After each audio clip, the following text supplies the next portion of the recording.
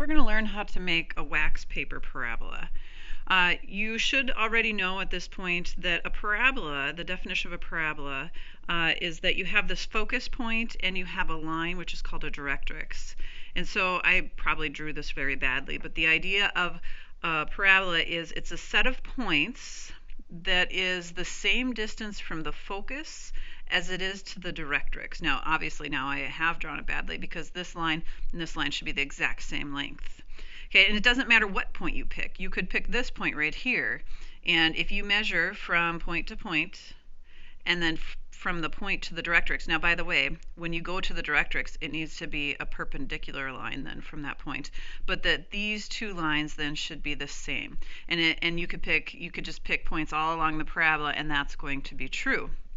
Now, we're going to use that definition to help us make a parabola out of wax paper. So the first thing you're going to need to do is get some wax paper. And I would highly recommend just cutting it the size of a piece of paper. This one's a little bit narrow, but the other one that I'm going to work with is better.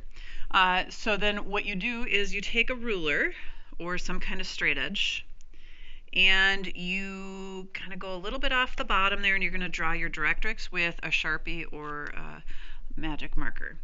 Okay, so you're going to draw the horizontal line, which is called your directrix. And be careful because it's going to be wet, so you don't want to touch it. And you're going to draw your focus, which needs to be, you want to try and make it like halfway, so right in the middle of the two sides of the paper and a little bit above your directrix, not too far, but a distance above. And so once you have that, you want to give it time to dry because it is going to be wet and smear otherwise. So once you have it dry, you're going to use the definition about the distance being the same. And I'll explain how that definition works with what we're going to do.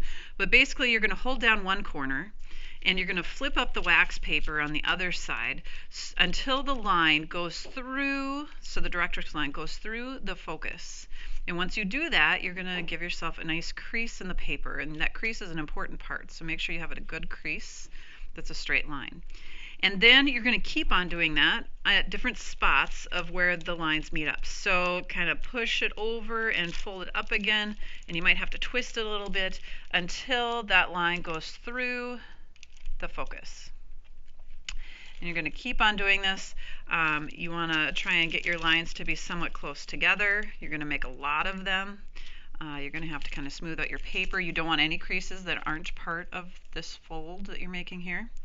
Okay, and you keep on going, and you might even get to a point where the line doesn't actually reach it, but you've got to kind of imagine it going through the focus. And then maybe you're going to go the other direction, so I will flip it up this way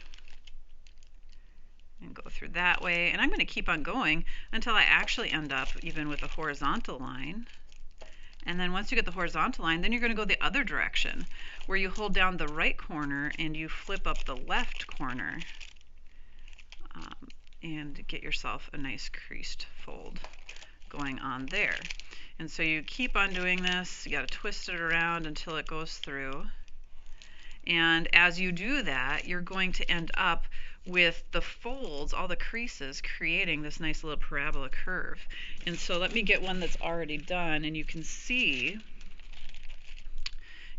here the parabola that it forms. I drew it in. Don't draw yours in. It kind of looks cool without it. But I drew it in so you can see how that parabola is there, and we have all of our creases that formed that. And how in the world does that match the definition? Well, if I bring this back, so I'm going to do one of the folds so you can see this. Now, don't do this on yours. I'm just doing this to explain how this matches the definition. So right now, I've got this crease right here, and this crease is actually giving me a point on the parabola. So what I have to do is I have to figure out what is the distance to that crease for both the directrix and the focus. So what I'm going to do is where the focus and the directrix match up right here, I'm going to draw a perpendicular line. So it's really important that it's perpendicular to your directrix. So I'm going to be as perpendicular as I can, and I'm going to draw that until I hit the fold. So this is the distance the fold is from this spot on the directrix. Now, if I look at that and do the same line on the other side, carefully,